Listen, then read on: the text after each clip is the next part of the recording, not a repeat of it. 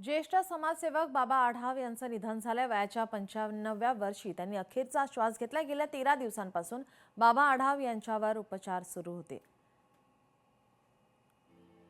त्यांच्या निधनानं संपूर्ण राजकीय क्षेत्रामध्ये, सामाजिक क्षेत्रामध्ये शोककळा पसरली आहे।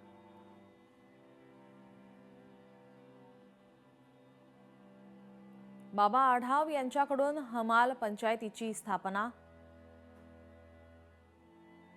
पुण्यासह संपूर्ण महाराष्ट्रातील हमालांना संघटित केलं।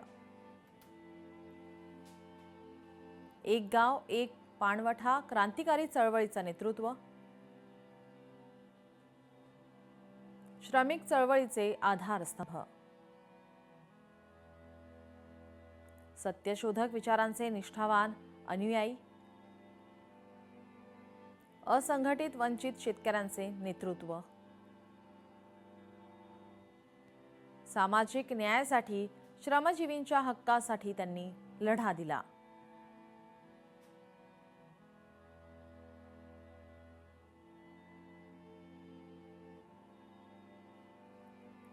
यावर काही राजकीय प्रतिक्रिया समोर येतात, शोक व्यक्त करण्यात आले। आपण पाहूयात। अत्यंत दुःखद घटना घडलेली आहे।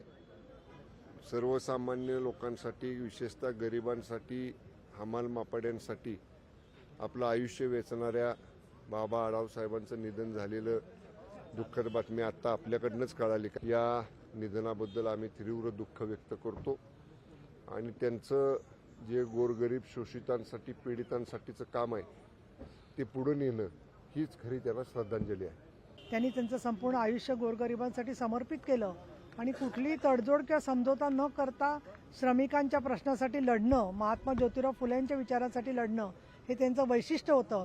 आणि त्यांनी हजारो लोकांच्या बरोबर सातत्याने काम करून अगदी तब्येत बरी नव्हती तरी सुद्धा ते प्रत्येक कार्यक्रमात सहभागी होते। मी विधान परिषदेची उपसभापती, शिवसेनेची नेता, स्त्री आधार केंद्राचे अध्यक्ष या नात्याने आणि पुण्यातली एक कार्यकर्ती या नात्याने त्यांना भावपूर्ण श्रद्धांजली व्यक्त करते।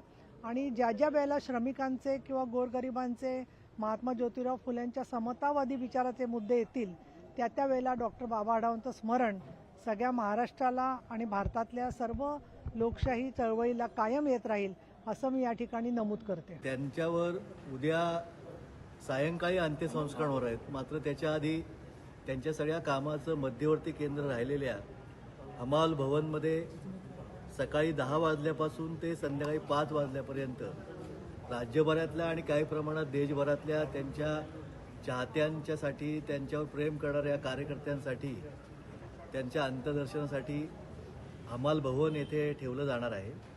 आणि 5:30 वाजता वैकुंठ स्मशानभूमीमध्ये कोणतेही धार्मिक अंत्यसंस्कार न करता विद्युत दाहिनीमध्ये त्यांना शेवटचा निरोप दिला जाईल। लोकशाही मराठी ऐका, पहा, जागरूक रहा।